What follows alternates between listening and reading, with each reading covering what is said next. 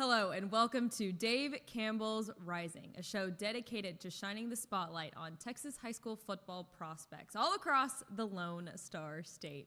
We're so glad that you're joining us here today. My name is Mallory Hartley. I'm the coordinating producer of recruiting here at Dave Campbell's Texas Football, and I couldn't talk about all the crazy recruiting excitement that we have going on without my partner in crime, the director of recruiting, Greg Powers. Cruton season. It is Cruton season. Dab in the middle of Cruton season. And with that being said, don't want to waste the people's time. We have a lot to talk about today. Is that why I have bags under my eyes? Because we're not sleeping because it is Cruton season. No sleep for Cruton season here. Well, like you said, Powers, we've got a really busy show for you guys today. We have a lot to catch you up on with the latest recruiting buzz all across the Lone Star State. Of course, here's a guy with Carter Yates is back, and we've got a banger of an episode for you today. We'll catch up with the Texas Longhorns and how they're faring out with the 2027 recruiting cycle so far. And then we'll close with a prospect interview brought to you by our very own Greg Powers. I'm so excited for that one. Let's go. It's going to be a really fun show. Shall we just jump right into it? Let's do it. Let's jump into some headlines here. Starting off with some interesting and notable news. Let's talk about the SMU Mustangs and who they had visit their campus recently. Two top 5 Texas high school football prospects. Jalen Brewster, who's the number 2 rated prospect in the class of 2027, a defensive tackle, the number 1 defensive tackle, and the number 1 running back in Landen Williams-Callis, the number 3 overall prospect in the class of 2027, both on SMU's campus recently. And man, those photos were sick. Well, I think it's just huge news in and of itself that you had 2 5-stars visiting campus at the same time. I'm going to rewind time a little bit and go back to the Under Armour camp that we were at Denton Guyer. And that was when I first got an inkling in this class of 2027, how the recruiting paradigm had shifted as it relates to SMU and the work that they're doing on the trail there at the Hilltop. Every top recruit mentioned SMU. Pretty much everybody that I spoke with there had SMU on their list, whether it was from Jalen Brewster to Sherrod Baker. Now, Sherrod Baker's already made his commitment to Texas Tech, but I'm just saying they are at the forefront of a lot of these recruits' minds. And to have a 1-2 punch, Jalen Brewster and Landen Williams-Callis on campus at the same time, really shows you how far they have come as a program, especially as we address the recruiting landscape year over year here at Dave Campbell's Texas Football. Jalen Brewster, he's committed to Texas Tech currently. SMU is one of the schools that's making a push for him, as well as Indiana, Oregon, Florida, Miami, Texas A&M, Ohio State. Everybody in the country wants Jalen Brewster. So advantage, Texas Tech, he's currently committed there, but SMU did get him on campus, as did Indiana recently, for an official visit. So we'll see how that all shakes out at the end. I really love what I'm hearing about SMU in relation to Landen Williams-Callis' recruitment. I think they really put their best foot forward with trying to lure him into the ACC and showing him a roadmap of how he could be valuable within that offensive scheme. They have a really solid commitment list put together right now, but if they can pair 4-star quarterback Malachi Ziegler, who's already committed to SMU, with a player like Landen Williams-Callis, you're talking about one of the best 1-2 punches, not only in a Texas recruiting class, but the entire country. But we'll focus on these 2 5-stars, but I'm telling y'all, it's bigger than that. It's bigger than just these 2 guys, because you have Blake Jenkins, Dylan McGee, et cetera, et cetera. There are a lot of top recruits buzzing about SMU right now. Well, I want to kind of talk about the trajectory of SMU's recruiting classes over the past couple years. If you remember, I did a segment over that last season, back in August, before the 2025 Texas high school football season. And I totaled up at that time how many top 100, DCTX top 100 2026 recruits that they had committed, and this was before early National Signing Day, but they had 10. SMU's never had 10 in the DCTX Rising 100 committed to SMU. Yeah, that's really impressive. And something else that I think that we have to give credit to them for is continuing to put successful Texas high school football coaches on the staff there, right, where they can have an impact with these guys. You know, DJ Mann, I thought, was a very savvy hire from Texas A&M, Kyle Ward from South Oak Cliff. You know, a lot of colleges. Riley Dodge from South Lake Carroll. I was going to get to Coach Dodge. Sorry. Riley Dodge from South Lake Carroll. But a lot of colleges were coming after a guy like Kyle Ward to get him on staff for a number of years. But it was SMU that convinced him that now's the time to make this leap to college. And then they were able to get somebody like Riley Dodge, who's an influential person in the Lone Star State. So it's not just one thing that's clicking up for SMU. Making the college football playoff 2 years ago, huge. 9-4 last season, continuing that success. They fell a little bit short of what I think that their ultimate goals were on the field, but 9-4 at SMU at a Power 4 level, that sings to recruits to me, because you can go back and say we made it to the college football playoff. We were really just one game away from making it again last year. Double down with all these young, fresh, innovative minds that they have now, people who Texas high school football coaches trust, and that's why you're starting to see this avalanche roll downhill and pick up steam. They're doing a great job there, of course, led by Rhett Lashley. Feels like all the puzzle pieces are kind of fitting together very nicely. It's fun. It is kind of fun. Stock up on the SMU Mustangs, I like to say. Moving on here, we've got a couple of other headlines to get to. Texas Tech with a big pull this weekend. Argyle 2027 wide receiver Julian Caldwell commits to the Texas Tech Red Raiders. One of the top commits in the class of 2027. He's the number 3 overall receiver in the class of 2027 and number 11? Yeah, number 11. Overall in the class of 2027. So this get for Texas Tech, I mean, it's kind of the same old story, right, that we've been talking about for the past couple months. Texas Tech continues to bring in these top-rated players all across, not just the Lone Star State, but the nation as well. Yeah, but they really put a focus on Texas first. Now they have 6 out of the top 11 recruits in the Lone Star State committed to Texas Tech. I'm going to use Julian Caldwell to talk about what they've been doing specifically on the offensive side of the ball. Kavian Bryant, Benny Easter Jr., Sherrod Baker, Julian Caldwell. The foundation of that offense is completely set. And don't forget, they stocked up on offensive linemen last year, namely Felix Ojo, 5-star DCTX Rising cover boy for Mansfield Lake Ridge, but they also landed Bryce Gilmore from the Prosper pipeline. 3rd year in a row that they dipped their toes into the Prosper water and was able to pull in a top offensive lineman from one of the best coach programs in the Metroplex. And now you're starting to see those skill pieces come to place in that offense. And if you're a Texas Tech fan, you need to be really excited about that future, and specifically about Caldwell. Why I love him, why he's rated so high, is he is a technician as a wide receiver. He is a guy that can absolutely run the entire route tree. 6'1", what do we have him list? 6'2". 6'2". He has the size. He can play inside out or outside in. He's a versatile chess piece in that offense. You can see him here taking a swing pass and absolutely going the distance. He was the man at Argyle last year, and they bumped up to 5A for the first time, and he did not blink. Over 1,700 yards last season, showing that he can be a number 1 option. And when you put him and Benny Easter in the same class, you're talking about a very versatile wide receiver room.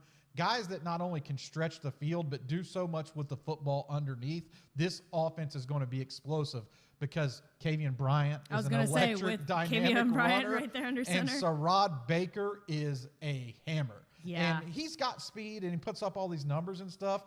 But the thing I love most about Sherrod Baker is his ability to get downhill. So, I mean, Texas Tech fans have to be on cloud 9, especially when thinking about the offensive side of the ball, and Julian Caldwell committed to them over Oregon and Texas.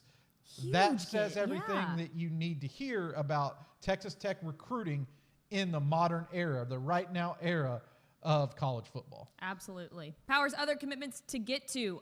Kingwood 2027 offensive tackle Kennedy Brown commits to the Texas A&M Aggies, the number 1 overall offensive tackle in the class of 2027. Yeah, DCTX 5-star Kennedy Brown. What a huge pickup for the Aggies. We have a consistent talk track, I feel like, when we're talking about Texas A&M, and that is they get high character dudes who love to play the game. Totally. And Kennedy Brown definitely fits that bill. He is all about the team. And one of the things that you're going to notice right away when breaking down his highlights is his tremendous wingspan, over 90 inches. This dude has the reach of a true left tackle, but he has the power of an offensive guard, and that's why I love the fit for him in College Station. He's a guy who could absolutely slide inside, but he could also remain at tackle. He reminds me a lot of another Humble ISD talent, and that's Kenyon Green, who played at Atascocita. Oh, yeah. Rising cover boy. Kennedy Brown and Kenyon Green are two guys that remind me a lot of each other coming out of high school. As a matter of fact, Kenyon Green, who's now playing in the NFL, Kennedy Brown might have bigger NFL upside than Kenyon Green did. So, I mean, you're talking about an absolute monster pickup. And throw him into the mix with Caden Scott from San Antonio Roosevelt and Demarion Big Juice Johnson from Tyler Legacy, and you're talking about the cornerstones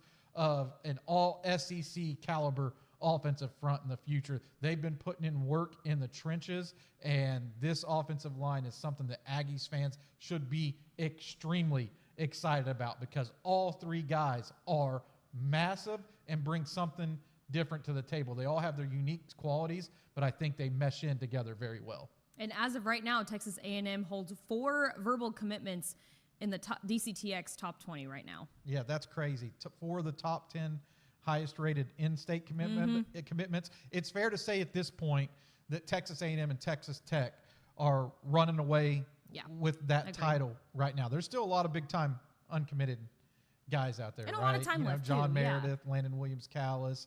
There's some guys out there still set to make their decisions. But Texas Tech and Texas A&M have gotten out of the gates extremely strong with a very deep and talented 2027 crop of recruits in Texas.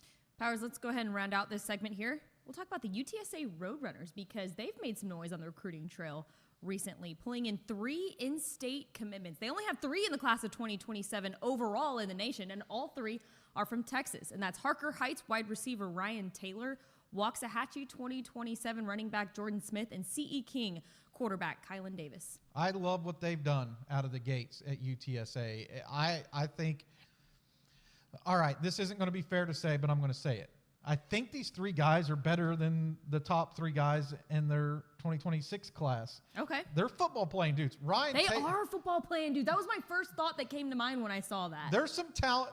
What I'll say about the class of 2026 for UTSA is there were about 3 to 4 guys in that class that went really under the radar as far as like national rankings were like they could absolutely play, and a couple of those guys will make early impacts in San Antonio. But what I like about these guys are that they have done it for elite programs, right? And they've done it at a very high level, most of them playing 6A ball. In the case of Ryan Taylor, he went to the Under Armour camp, and to me, the Rivals camp in Houston, and to me, well, he went to both of them. He did go to both of them. Both times he was great. Yeah. Because I never saw him lose a rep at the Under Armour camp in Dallas. And then down at the Rivals camp in Houston, he was back at it again. One of the state's best kept secrets. And I know Harker Heights quarterback Hudson Humble has to love that Ryan Taylor is in that offense. I think that he's probably going to be a slot wide receiver at the next level. He really understands separation, how to get open. He creates a lot of separation. But he's talented enough in the deep passing game that he could also grow into becoming a true outside wide receiver option at the next level. So I think he's a very versatile receiver in that regard. And Jordan Smith transferred from Groesbeck to Waxahachie, and they eased him into the offense last year at Hatchie.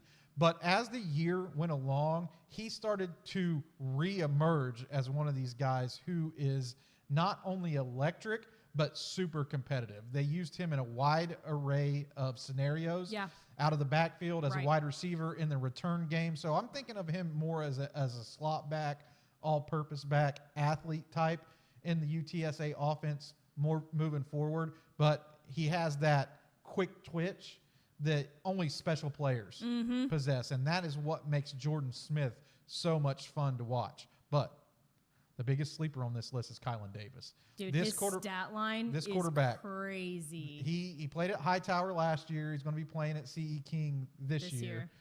But he is a Mr. Do-It-All back there. He can really move the needle as a runner. He has a really good arm. I love this pickup for UTSA, especially pairing it with McGuire Gasperson from last year. They're two totally different styles of quarterbacks. And I think Davis is going to have a huge year.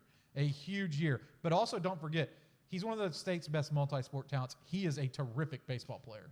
Is that? I did not know that. He's really good at baseball. So he's like one of these guys that can absolutely play two sports at the college level. He brings it. He brings it on the ball diamond. Of course, head coach of UTSA, Jeff Traylor, is a homegrown East Texas boy, right? So it only makes sense that he's going after homegrown Texas boys, right? No doubt about it. They always prioritize the Lone Star State. They've done that. And I appreciate that so much. Since day one. Yeah. One of the things that I love about what they're doing specifically in 2027 is that they are reinvigorated with extending more scholarship offers, getting involved early with some of these breakout players, being one of the first 1 to 3 schools that get on that offer list, building up those relationships. I think that's really important because of the transfer portal. Yeah. If you can start to establish bonds with some of these top recruits and they go on to be successful at a school and they're playing their way up and they want to transfer and you've already built a relationship with them, or they've went on to a P4 school and they're looking to come back home, I think having those bonds, making sure that you are on that offer list is extremely important. A UTSA offer is something that I personally pay attention to. Absolutely. Now, there's so much more recruiting news that has gone by the past couple months, but we would be here probably the entire 8-hour workday if we were to hit on every single piece of recruiting news Don't pitch that's happened. Don't pitch the 8-hour podcast to the bosses, please. I won't. Okay. It'd be kind of fun.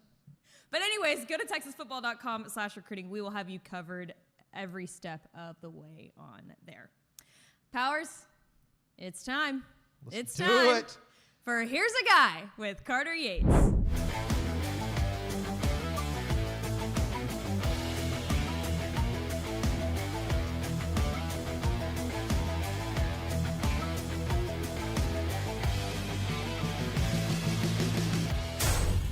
Attention Texas high school football fans. Here's a quarterback who won District Offensive Newcomer of the Year with 28 touchdown passes and 1 interception, who led Pflugerville Connally to their best season since 2016, who stands at 6'2", 190 pounds, and runs a 4.47 40-yard dash. And oh, by the way, did I mention that his parents are both All-American college track sprinters? His father at LSU and mother at Illinois. And oh, by the way, he's got 0 college offers. Let me introduce you to Pflugerville Connally quarterback Jase Watkins. So why does this kid not have any offers? Well, it's certainly not the production. He passed for over 2,000 yards, that 28-to-1 touchdown interception ratio, 893 rushing yards, and 37 total touchdowns, leading Pflugerville Connally to the playoffs for the first time in a decade. And it's definitely not his character. He's got a 3.7 GPA, Ivy League schools are circling around him, and Coach Charles Burton describes him as an uber competitor. Some guys lead by example, some guys lead vocally, but Jase Watkins does both. I'll tell you the 2 reasons why this kid doesn't have enough offers right now. One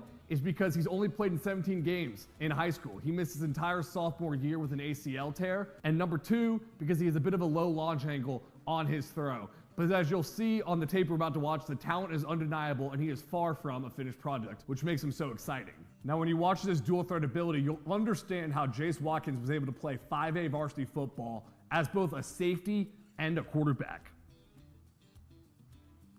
Now, this play, he's reading the defensive end. This guy right here, and you see that's a perfect pull read from Watkins. But I love, too, how he gets north and south in a hurry. And we see 1, 2, 3, 4, 5 guys that have him dead to rights, and he's going to blow past all of them. Here's where you see the turn and burn. Now we see the athleticism from the quarterback spot, but he's also got to be deadly accurate considering that 28-to-1 touchdown interception ratio. See, simple drop back and great anticipation on this throw. By the way, Jonah Garcia, number 3 here, this wide receiver, this guy could have also been a Here's a Guy, but Jase Watkins is so physically imposing that we picked him, but Jojo Garcia is a baller. Now, as we see right here, this is what concerns college coaches. That sidearm throwing motion, a little bit of a low launch angle, but I'm not concerned about this for a couple reasons. One, I mentioned how Watkins played multiple positions starting out in high school, which means he was not strictly quarterback training as a 7th grader like a lot of D1 college prospects have been doing at the quarterback position. But this guy is a high upside athlete who now has a quarterback trainer. He is honing in that delivery, and he's a developmental prospect that colleges can take on, and he's a fast learner too. And then also, you see that the wide receiver isn't even in the frame right here. He's somewhere off frame here. The anticipation that Watkins is throwing with is pretty unbelievable here. And he's gonna go right over this umpire's head. If he throws this straight on a line, like you'd see with a sidearm angle, that ball is gonna dome the referee in the forehead. But instead, it lofts right over him beautifully. This is probably my favorite play on Jase Watkins' tape. I'm gonna let you take it in for all its glory. Don't even need me to say anything. Deft pocket movement, 40 yards on a rope. There's Garcia again. Couple things that are super impressive about this play. Number one, this defensive end gets a hell of a jump. You can see the ball is just being snapped, but this defensive end is already almost in the backfield. And instead of just bailing on the play, Watkins is gonna take a nice deft step to his right, not bailing out of it. But you see, as he lets go of the ball, this defensive end is coming to knock his head off, and Watkins shows elite toughness, stands in the pocket, delivers a 40-yard rope for a touchdown. Now, this play is the perfect marriage between Watkins' dual threat ability and his laser-like arm. It shows how dangerous he is outside of the pocket, rolling left as a righty, always hard to do, throws it on a rope, and gets that first down. Now, I want you to see the window he throws into here. This is the man he's throwing to. He is going across his body, throwing over the middle. And I love this because when you see a quarterback with a 28-to-1 touchdown interception ratio, you often think, well, he might not be taking chances. He might not be making the big time plays because he just doesn't want to turn the ball over. But no, Watkins is the perfect blend of he will take the chance when he needs to, but he does so smartly. And that's a rope with the defender barreling down on the wide receiver's face. So I don't really know what more college coaches want to see, guys. I mean, he's got the pedigree with his parents, both high-level track stars and record setters at big-time colleges. He's got the production, 28-to-1 touchdown to interception ratio, led Pflugerville Connally to their first playoff appearance in a decade. And he's got the character with a high GPA and being a vocal leader. This kid will play college football on your television on Saturdays, and you heard that here first. For Carter Yates, Dave Campbell's Texas Football, this was your latest edition of Here's the Guy.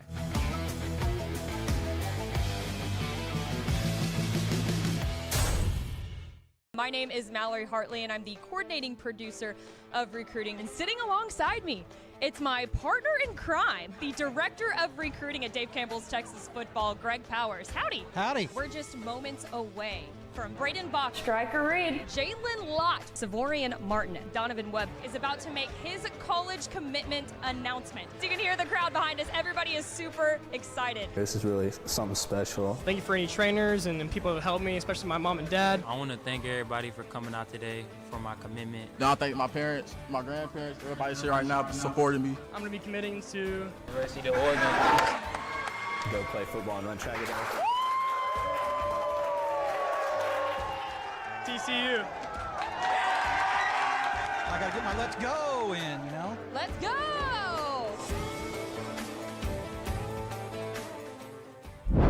Welcome back to Dave Campbell's Rising. And Powers, speaking of live commitments, we actually have one scheduled for this Friday.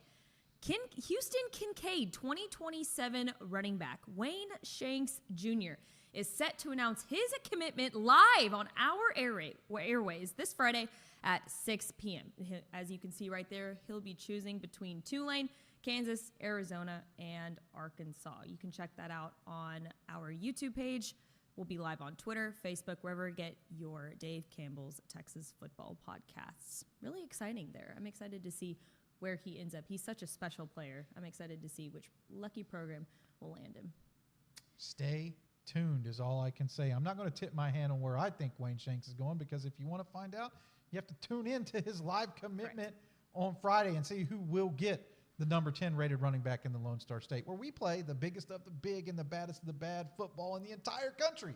Heck yes. Clip that. That's awesome. That was a great little segment, great little commercial for it. There you go. I love it. Again, 6 p.m. this Friday. Powers, we got a couple more things left to do. Let's check in on the Texas Longhorns and see how their 2027 recruiting class is faring out along the way here. 6 total commitments so far. Defensive end Cameron Hall, safety Carnell Greedy James, offensive guard Keon Hemphill Woods, quarterback Ty Knutson, linebacker Cade Hogg, and offensive guard Jackson Cook. And that's just their in-state commitments, because something that Texas has started to do is really attack recruiting nationally. But Yeah, I they are. love the work that they've done in state. I'm a little bit higher on some of these players than others. Keon Hemphill Woods, namely, I really like what he brings into the trenches. He is flat out mean. And I'm a big believer in Jackson Cook as well, a guy that's went out and earned every offer. Really high IQ, too, from the Jackson hard Cook. way. He does it the hard way, and I think that he is the future center for the Texas Longhorns. I think that's a position that fits him really well. Carnell James, they call him Greedy because he's a ball hawk. I like right? And he's a guy that can make plays at safety, but I really think he has a shot to play corner at the next level as well. So versatility is probably Carnell James's calling card, in addition to being one of those guys who absolutely relishes the opportunity to play one-on-one coverage. So I love that about him because he's long, rangy, strong. But looking up and down that list, Cameron Hall is a defensive end that everybody in this region had at the top of their defensive end board. So that is a home run hit for the Texas Longhorns. That's who's on that graphic, and man, he looks he's a mean on mean that dude, graphic. And I'll tell you, when that graphic was made and we talked about his commitment, we were down in Austin whenever he committed. And I remember talking about him, and we were like, well, you know, he's a 235-pound defensive end. Mm-hmm. He's going to grow. He's going to change. Well, guess what? Talked to some sources over at Mansfield Summit recently. This dude's up to 265 now, heading into his senior year. Awesome. So his body has already started to change, develop. He's getting bigger and stronger. Cade Hogg's a sleeper, though. You know, I agree. You've been on Cade Hogg for a while. He had a little bit of an injury last year, kept him sidelined for a portion of the season. But Cade Hogg is an absolute ball shark, a guy that has a nose for the football. He can smell the blood in the water, so to speak.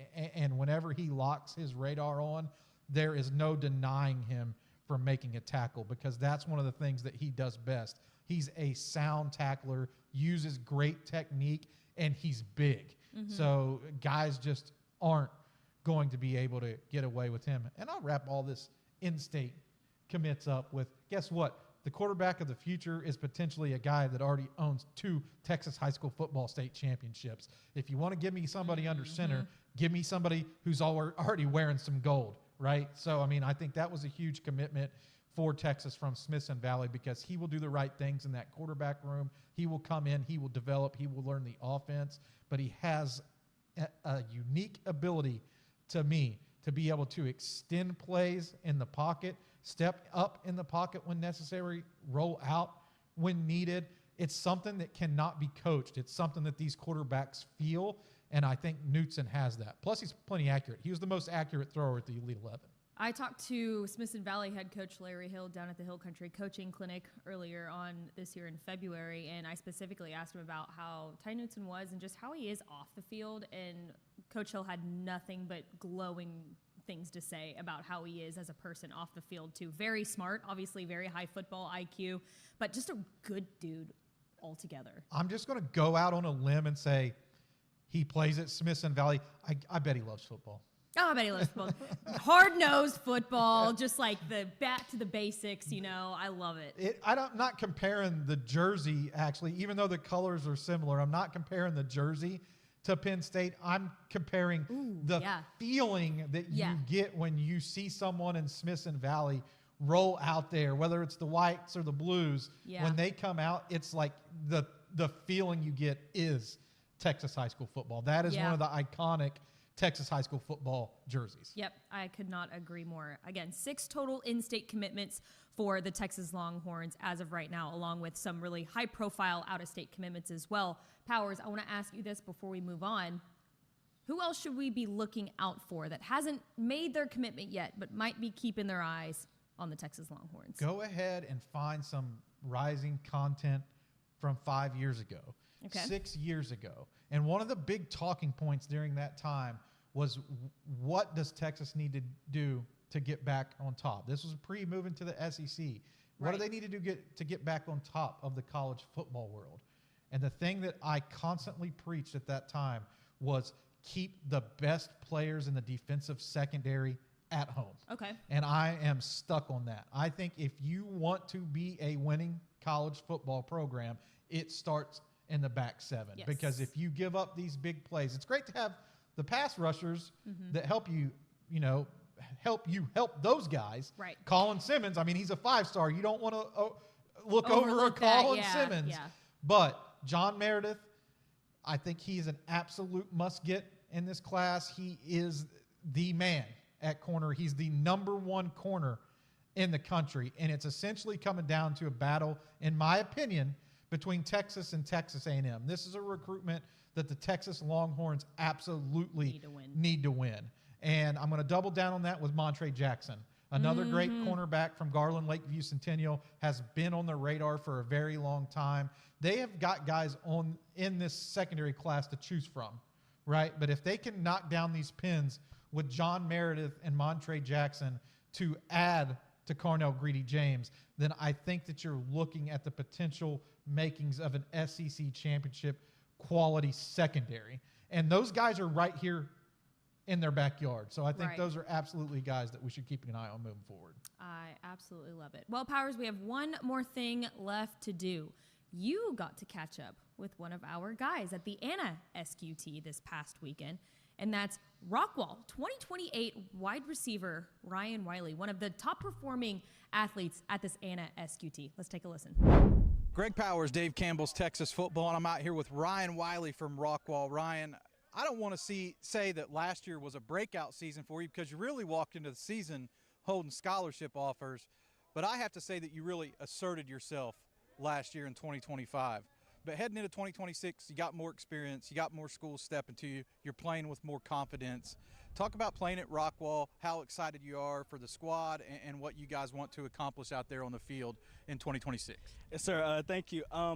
Definitely, since we fell short of the playoffs last year, that's definitely a big goal for us this year, and not just make the playoffs, but go deep. I mean, state, obviously. But playing at Rockwall, it's honestly a privilege. Looking up, I see Noble Johnson, Jackson Smith, a bunch of other guys who came before me. So I'm just like, they've set the path, so I try to follow what they're doing, so for sure. Well, you got another guy coming behind you in Jadarius Epps. How are you taking him underneath your wing, showing him the ropes so that he can grow in to be the next big-time recruit at, I guess, I'm just going to go ahead and say it, it's kind of wide receiver you for Texas high school football. Oh, yeah. No, definitely. He has so much talent, great size, can catch the ball really good, real strong. But, yeah, for sure, I definitely coach him up in practice. You know, he's new, he's getting more mature, doing all this other thing, new to the offense. So I just take him under my wing. Whenever he does wrong, I correct him. I have to get on him sometimes, but, you know. That's what being a leader's about. For sure, yes, sir. So, no, yeah, he's going to be great receiver. Talk about your own strengths. I mean, how many scholarships are you up to now? 14. 14 scholarship offers. There's a reason why those programs are coming after you. For people who might not have got a chance to watch your game, explain to them why. I feel like myself, I have great route running. I can create separation at the top of the route.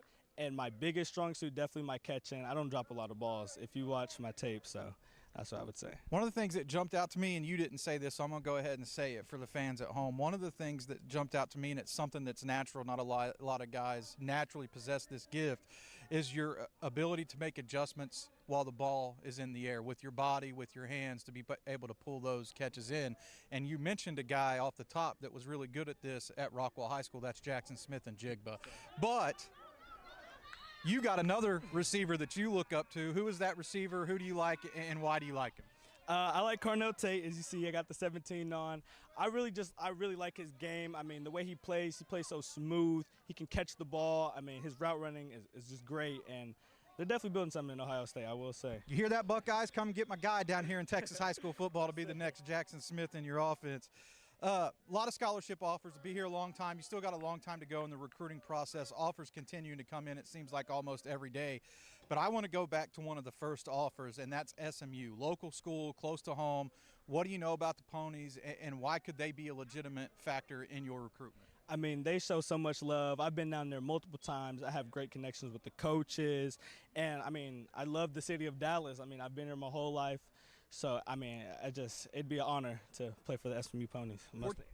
14 offers. Who are some of the big ones that we definitely should take note of that you should say? SMU, Arizona, Pitt, Houston, and UNT. Big offers coming your way, and I know that with 14 offers, there are going to be some of those programs that are in that next group that could be next to offer. I know you've been able to take unofficial visits down to TCU, down to Texas to see some of those programs. Outside of TCU and Texas, who are some of those schools we should probably keep a close eye on that you feel like showing you love could be next to pull the trigger? Oklahoma, they've just showing a lot of love, as well as Texas Tech. So I would believe those are the two major schools that have really been keeping an eye on me. TCU, Texas, Oklahoma.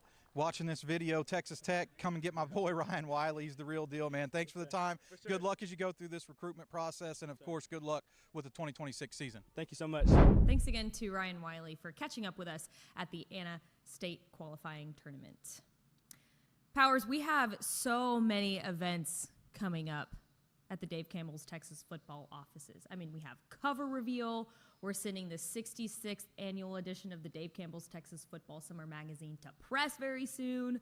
State 7-on-7 in College Station. I mean, just an abundance of content that's about to drop on texasfootball.com. So if you want to become a subscriber and get that exclusive content, just go to texasfootball.com/subscribe. You don't want to miss any of it.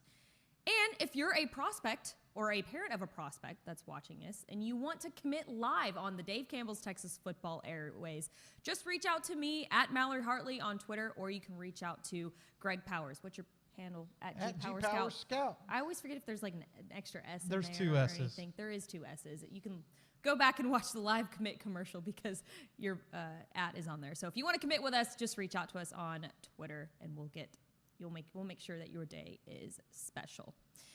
I think that's going to do it for us. Lots of recruiting content. Make sure to stay locked in with texasfootball.com/recruiting to stay updated on the latest recruiting buzz around the Lone Star State.